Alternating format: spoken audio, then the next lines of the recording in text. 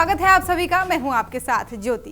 विपक्षी एकता की कवायद और एनसीपी में फूट के बीच शरद पवार ने मंगलवार को प्रधानमंत्री नरेंद्र मोदी के साथ मंच साझा किया है। पुणे में हुए इस कार्यक्रम में प्रधानमंत्री नरेंद्र मोदी को तिलक स्मारक ट्रस्ट की ओर से लोकमान्य तिलक राष्ट्रीय पुरस्कार से सम्मानित किया गया। इस कार्यक्रम में शरद पवार भी पहुंचे हैं। हालांकि पुरस्कार ट्रस्ट के मुख्य ट्रस्टी दीपक तिलक के हाथों पीएम मोदी को दिया गया। इस कार्यक्रम को लेकर खास बात ये रही कि विपक्षी एकता की कवायद और एनसीपी में फूट के बीच शरद पवार भी इस कार्यक्रम का हिस्सा बने और उन्होंने पीएम नरेंद्र मोदी के साथ मंच साझा किया। इस दौरान दोनों नेताओं ने एक दूसरे का हालचाल भी लिया। आपको बता दें कि पीएम मोदी को जब ये पुरस्कार दिया गया, इस दौरान पीएम मोदी ने अवार्ड की राशि को नमामि गंगे योजना में देने का ऐलान भी कर दिया।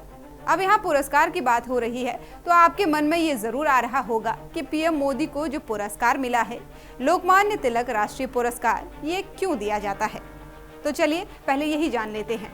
ये पुरस्कार पीएम मोदी को उनके सर्वोच्च नेतृत्व को मान्यता देता है, जिसके तहत भारत प्रगति की सीढ़ियां चढ़ गया है। वहीं लोकमान्य तिलक की पुण्यतिथि के अवसर पर हर साल ये पुरस्कार दिया जाता है और लोकमान्य तिलक भारत के स्वतंत्रता संग्राम में अहम भूमिका निभाने के लिए जाने जाते हैं। पीएम मोदी ये अवार्ड पाने वाले 41वें व्यक्ति हैं। इससे पहले ये अवार्ड इंदिरा गांधी, अटल बिहारी वाजपेयी, शरद पवार, राहुल बजाज, साइरस पूनावाला, मनमोहन सिंह को भी मिल चुका है। इस मौके पर शरद पवार ने कहा कि शिवाजी महाराज ने अपना साम्राज्य बनाया, लेकिन उन्होंने किसी की जमीन नहीं छीनी। पवार ने कहा कि अब सर्जिकल स्ट्राइक पर चर्चा हो रही है, लेकिन लाल महल में पहली सर्जिकल स्ट्राइक शिवाजी महाराज के समय में हुई थी। जब लोकमान्य ने पुणे में प्रवेश किया तो उन्होंने एक माहौल बनाया कि यदि ब्रिटिश बेड़ियां तोड़नी है तो आम लोगों को जागना होगा। आपको बता दें कि ये पहला ऐसा मौका है जब अजीत पवार की बगावत के बाद शरद पवार और पीएम मोदी ने किसी कार्यक्रम में एक साथ मंच साझा किया हो। पहले अटकलें थी कि शरद पवार इस कार्यक्रम में शामिल नहीं होंगे। हालांकि शरद पवार ने कार्यक्रम में आने के लिए हामी भरी थी। सहयोगियों की अपील को दरकिनार कर शरद पवार ने पीएम मोदी के साथ मंच साझा किया है। दरअसल तिलक स्मारक के इस पुरस्कार की घोषणा के बाद से कांग्रेस नाखुश है। इसके बावजूद शरद पवार विपक्षी एकता के एजेंडे से अलग चलते दिखे। विपक्षी दलों की 2 बार की हुई बैठक के बाद जहां एक नाम इंडिया तय हुआ है और सभी विपक्षी इसके बैनर तले आए हैं, तो वहीं शरद पवार ताजा बने इस संगठन की मूल भावना से परे जाकर उस समारोह का हिस्सा बने हैं जिसमें पीएम मोदी को सम्मानित किया गया।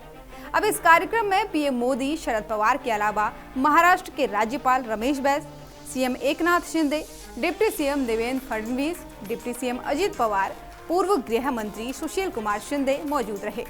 यानी कि चाचा से बगावत के बाद किसी सार्वजनिक कार्यक्रम के मंच पर पहली बार शरद पवार और अजित पवार आमने सामने आए। हालांकि अजित पवार ने शरद पवार से नजरें नहीं मिलाई, वे शरद पवार के पीछे पीछे चलते नजर आए।